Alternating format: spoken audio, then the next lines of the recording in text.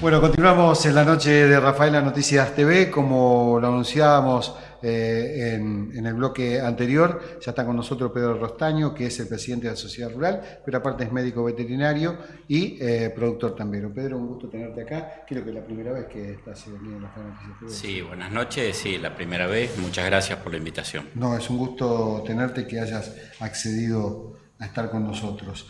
Lo decíamos en el comienzo del programa, situación preocupante la que vive la región, obras de infraestructuras que no se han realizado, el paradigma del cambio climático que todos hablan, pero lo cierto es que obras que antes de que llegue este cambio climático del que hoy todos hablan y que parece haberlos tomado desprevenido, ya hacía mucho tiempo que venían reclamando canalizaciones, limpiezas y rever situaciones que tienen que ver con la producción en la región.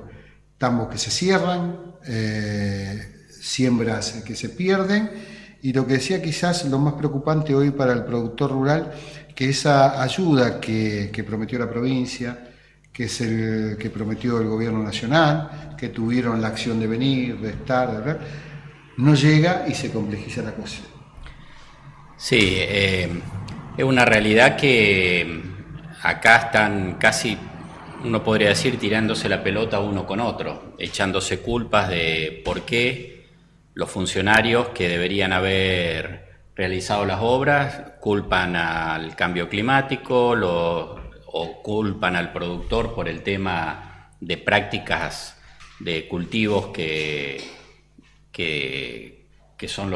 serían los responsables, o que ellos dicen son los responsables, cuando en realidad hay una conjunción de situaciones que bueno, eclosionan demostrando la imprevisión de no haber hecho las obras en tiempo, de no tomar medidas o por políticas equivocadas llevaron quizás al cierre de muchos tambos o de actividades ganaderas, porque no es solamente los tambos.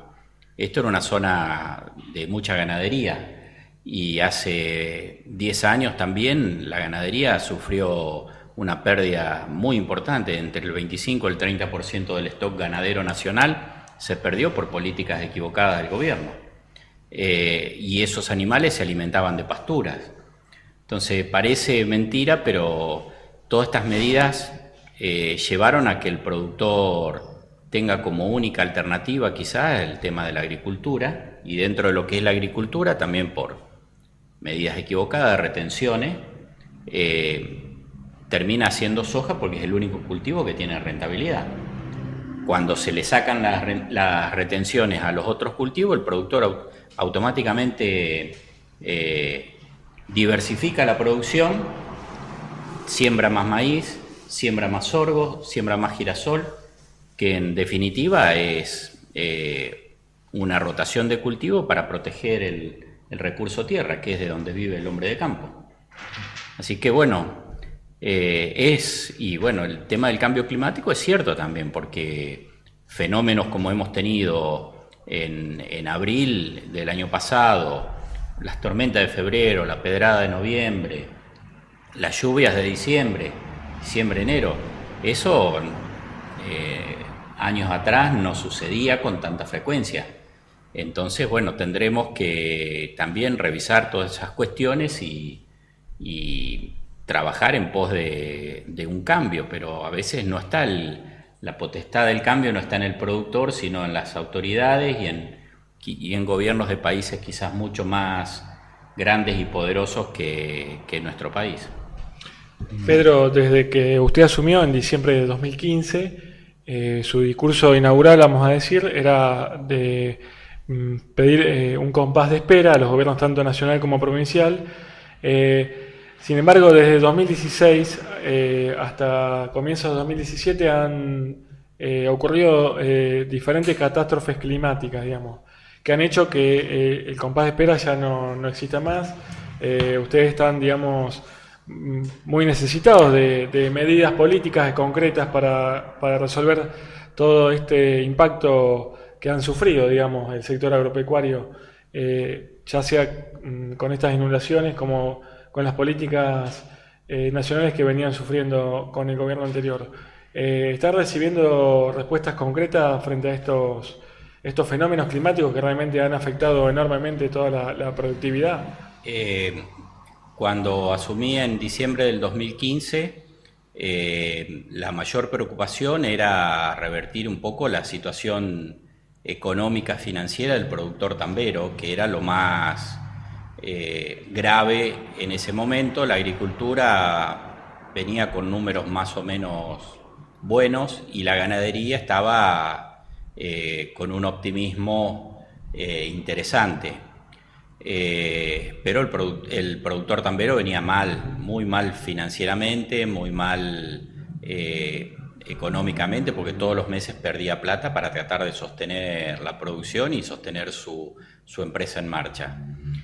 Así que cuando en febrero estuvo el subsecretario de Lechería, las dos medidas o los dos reclamos que se les realizó fue el tema de financiamiento y después todo un trabajo de ordenamiento en la cadena de valor de la leche que tendiente a mejorar la rentabilidad del negocio, porque por más que nos den todos los créditos disponibles con las tasas lo más bajas que sean, si el negocio no tiene renta, no tiene futuro. Porque para pagar los intereses, primero hay que ganar plata. Entonces, a partir de ahí, un productor puede tomar el riesgo y la decisión de seguir invirtiendo en un tambo, trabajando en lechería. Si no, lamentablemente va a pasar lo que está pasando. Cierre de tambos, achicamiento, porque esto no se ve un horizonte muy prometedor. Hoy hubo una recomposición del precio, pero los costos van de la mano de esos precios y la rentabilidad sigue siendo relativa, no es tan buena. O sea, no hay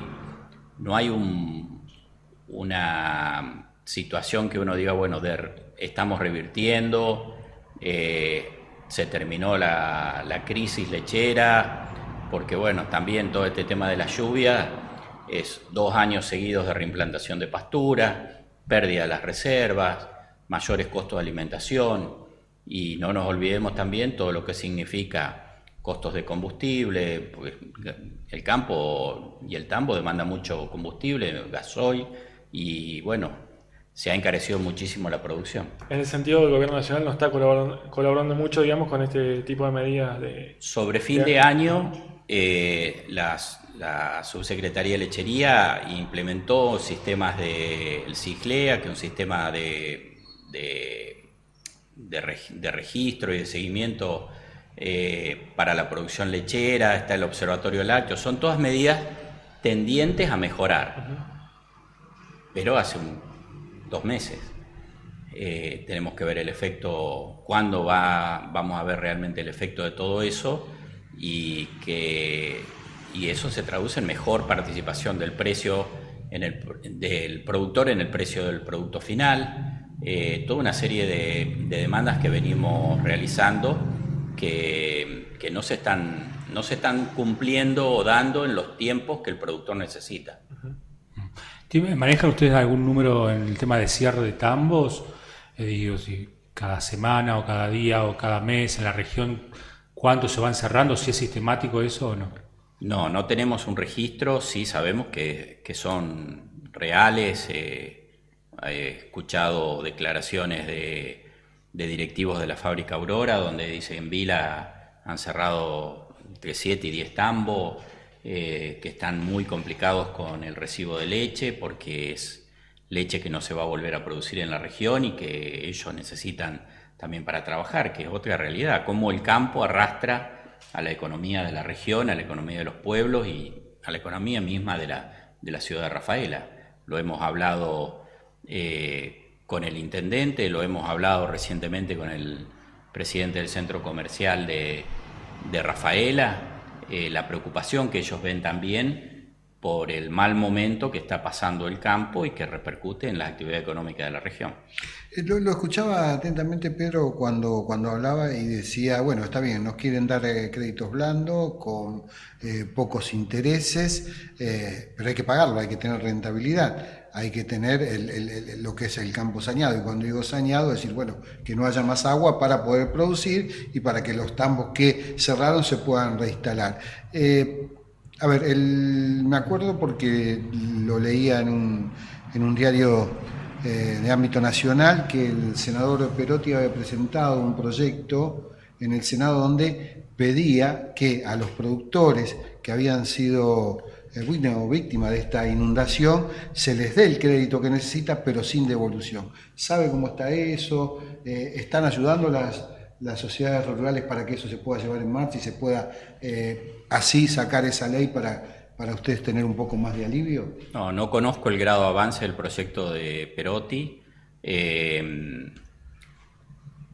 Nosotros lo que pedimos es, cuando estuvo ahora el ministro Burjaile, va a ser un mes, una de las cosas que le solicitamos dentro de lo que es el tema financiamiento es que vean la posibilidad de hacer un refinanciamiento del pasivo agropecuario, porque además todo esto le significa mucho tiempo al productor, de recorrer las entidades financieras, de ver de qué forma ir cubriendo los baches de un banco con otro, y lo saca del foco que es producir, lo saca del campo, y eso le produce encarecimiento también, porque tiene que poner gente a realizar la tarea que él no puede hacer. O sea, es toda una cadena de cuestión que una de las alternativas sería refinanciar, una refinanciación completa de todo el pasivo,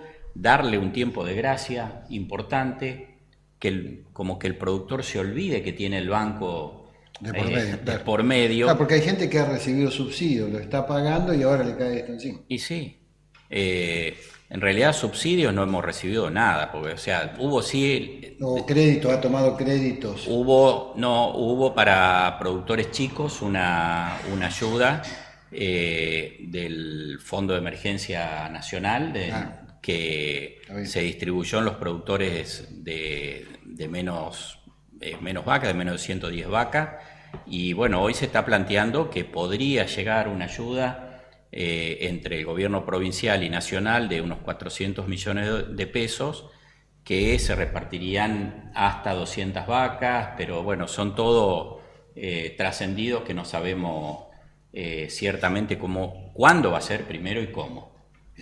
Pedro, un tema que están planteando también por estos días o estas semanas tiene que ver con la obra de la autopista. ¿Les preocupa que se haya cambiado el proyecto original? ¿No les preocupaba la autovía y ahora sí les preocupa el proyecto de la autopista? Específicamente en lo que tiene que ver con la variante o la circunvalación que estaba prevista. Nos preocupa ahora y nos preocupaba antes. Quizá no fue público, pero sí uno ha estado interesándose en el tema, averiguando, viendo cómo va a ser el tema de el tema hídrico, qué participación o qué afectación va a tener este tema de la autopista en el escurrimiento del agua. Para eso estamos haciendo tratativas de que venga personal técnico de Vialidad Nacional acá a Rafaela a explicar concretamente cómo va a ser el proyecto, cómo va a ser el tema, cómo está previsto el tema del escurrimiento de agua, porque tenemos la experiencia ya de rutas como ser el caso de la autovía de la 19, que decían que no, pero perjudicó a ciertos sectores del campo para el normal escurrimiento. Entonces, ante esa alternativa y viendo la recurrencia de los fenómenos climáticos, uno ha retomado con un poco más de fuerza el tema del pedido de información. Bien. Lo voy a sacar del tema porque ya tenemos poco tiempo, pero me gustaría porque no se lo vamos a volver a tener, llevarlo a otro tema, que es la discusión que se viene este año. Se va a conocer un dictamen en febrero con el tema de los agroquímicos, la línea agronómica. ¿Cuál es su opinión respecto si está bien la norma que hay de 200 metros? ¿Piden llevarla a 800? ¿Se van a conocer opiniones de especialistas? ¿Cuál es la posición de la rural específicamente? La posición de la rural y la posición de CARFE, que es la entidad que nos agremia a nivel provincial, es que hay que dejar hablar a la ciencia al respecto. Yo no sé particularmente si los 200 metros es correcto y si los 800 metros es lo correcto. Los que saben deberán decirlo, pero en un trabajo serio, no influenciado por sentimentalismo, por pareceres. Yo entiendo la preocupación de mucha gente por el tema del uso de los fitosanitarios. Lo que sí digo que son necesarios para una agricultura moderna, que hoy hay muchos productos que tienen una toxicidad nula o muy baja, que usados racionalmente no hay que tener miedo, de la misma forma que uno ve también con qué grado de liviandad se venden insecticidas para uso doméstico, sin ningún control, en los locales comerciales al lado de alimentos, o se transportan en vehículos sin ningún tipo de control o cuidado. Entonces, al productor se le controla todo eso y en otro orden de la vida todas esas cuestiones no están controladas. Lo que también digo es qué pasa con todos los productores que tienen campos en las regiones perimetrales, donde 800 metros los saca directamente de producción. 800 metros es tener casi, para la forma que están divididos los campos acá, un cuadrado casi te saca un cuadrado de todo en el diámetro de la ciudad de Rafaela. Son muchísimas hectáreas. ¿Quién le va o sea, qué actividad productiva puede realizar un productor ahí? ¿Por qué se va a ver obligado a realizar algo diferente?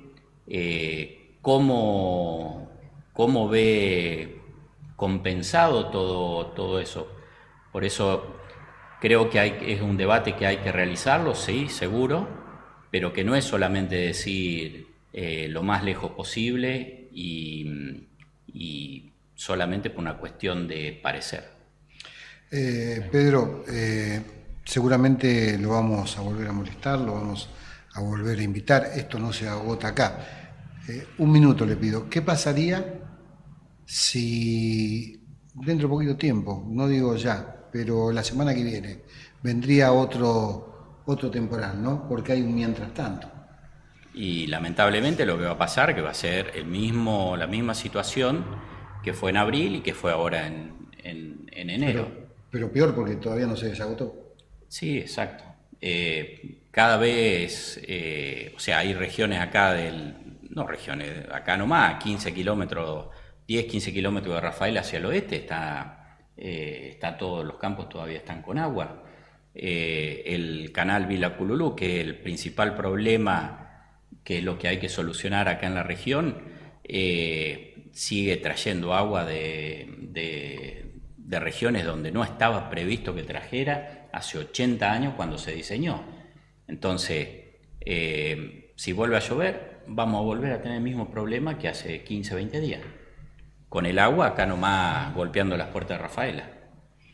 Pedro, muchísimas gracias por estar. Bueno, gracias a ustedes y cuando necesiten estoy a su disposición. Gracias. Julio, Fernando, ¿algo para el final? No. Muy contundente, presidente de la ciudad rural y realmente el debate da para largo y para otras cosas. Sí. Preocupante, digamos, la cuestión climática muy preocupante. Y lo que va a vivir en la ciudad los próximos meses, ¿no? Porque la ciudad no se salva de esto. No es que estamos tranquilos. No. Digo, en la situación. Por todo económica. el impacto que va a tener Claro, a su vez. Totalmente. Julio, ¿algo más? Bueno, no, nada más. Bien. Bueno, entonces nos estamos despidiendo. Nos encontramos el próximo miércoles a partir de la hora 22. Agradecer nuevamente a la gente de el Sanatorio Nosti, que por otra parte vamos a invitar a la gente de Hemodinamia porque es muy importante traerlos para charlar de ese tema y son cuestiones que a veces uno no sabe. Pero si hoy tiene un dolor de pecho, es el único lugar donde hay hemodinamia las 24 horas del día y, es decir, no se demore. Digo, a ver, por experiencia, pero está bueno para charlar otras cosas también que me parecieron importantes. No me tengo que pegar un infarto, pero es la verdad, a partir de las cuestiones de la experiencia que te pasan, vas aprendiendo otras cosas, pero es muy interesante algunas cuestiones que estuve viendo. Marcelo, ahora usted no va a ser envidioso y va... De acá se va derecho a hemodinamia. La hemodinamia. Vaya, yo lo recomiendo. Bueno, gracias. Nos encontramos el próximo miércoles a partir de la hora 22. Chao. Yo soy un vicio más. En tu vida soy un vicio más. ¿Por qué no me dejas? Si es que soy tan solo un vicio.